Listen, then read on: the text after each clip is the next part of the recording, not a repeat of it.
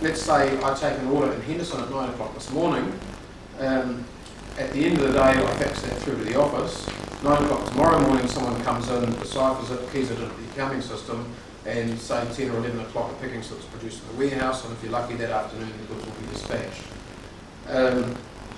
Imagine a scenario, which I'm going to show you, where someone takes the order at 9 o'clock in the morning. At 2 or 3 minutes past 9, they synchronise the order with their server, and at 5 or 10 past 9, a picking slip's produced in the warehouse. And in fact, this month's issue of iStart magazine, have any of you seen that?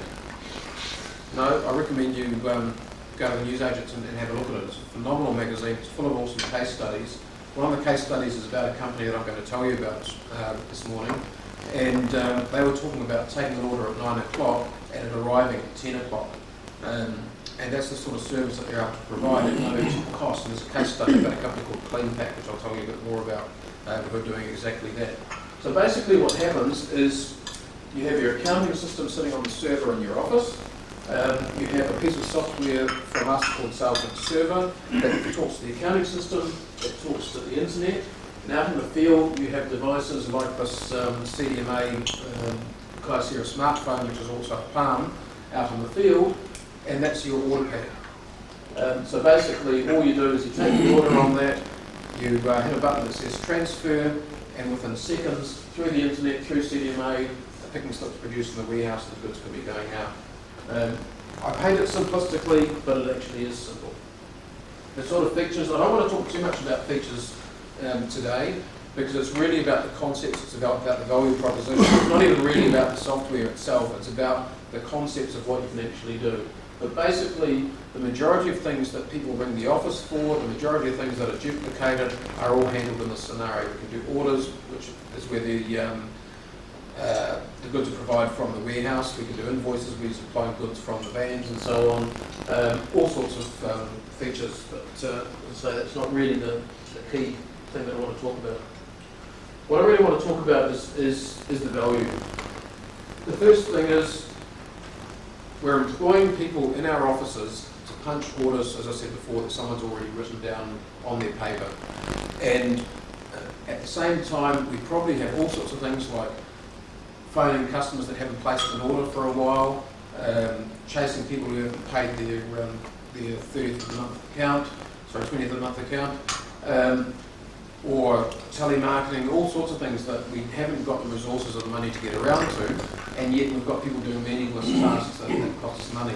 Even in a company, as I'll show you in an example later on, that has, say, 3 reps on the road, they probably employ half a person just to duplicate what they're doing in the field. That to me is a huge cost.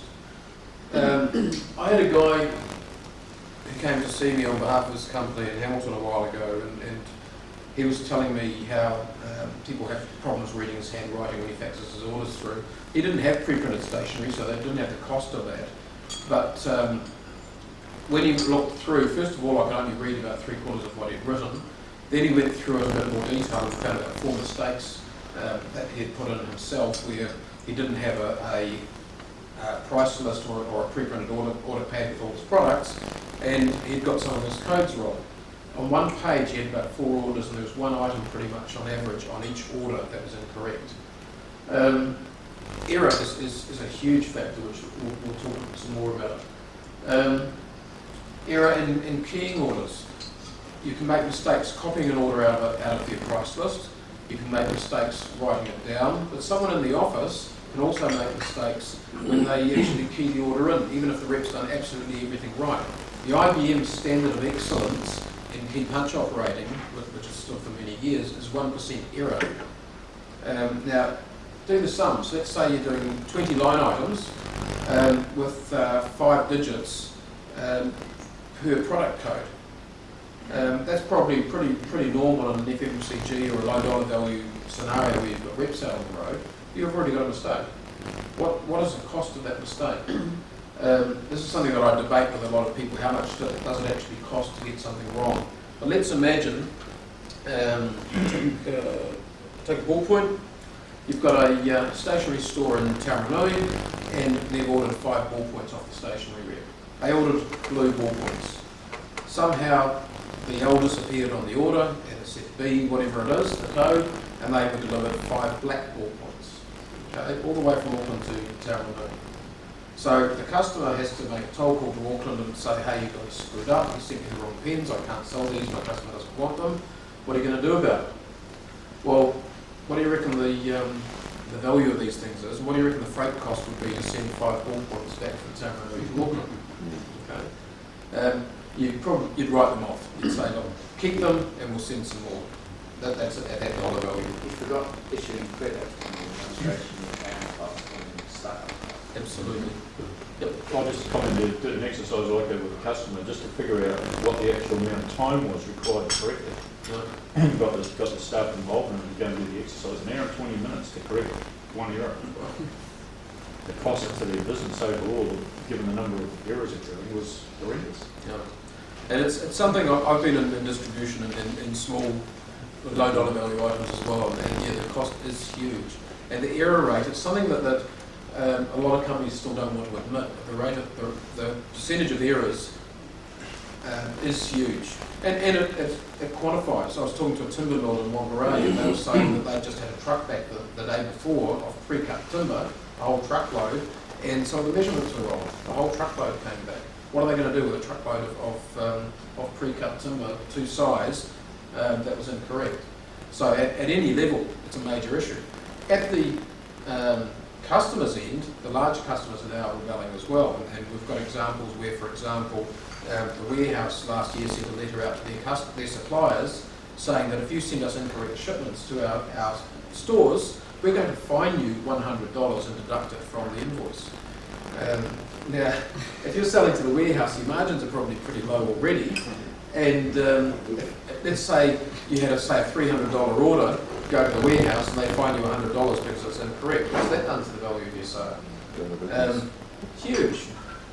Progressive Enterprises have got a leaderboard in Favona Road. Anyone seen the board when you go into reception? 25 best suppliers and 25 worst suppliers. Now, if you're on that worst supplier list, you've got a problem. And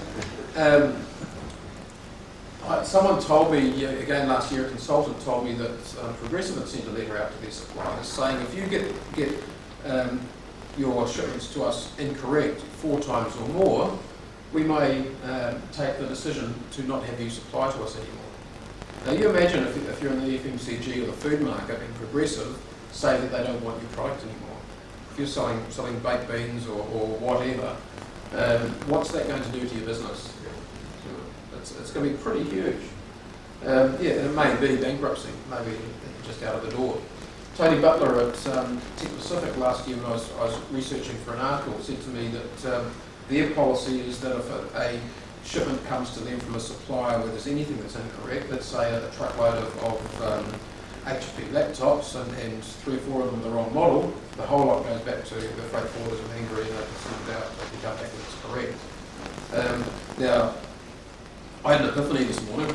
There's no traffic problem in Auckland. It only took me about 20 minutes to get in here at 10 past 6.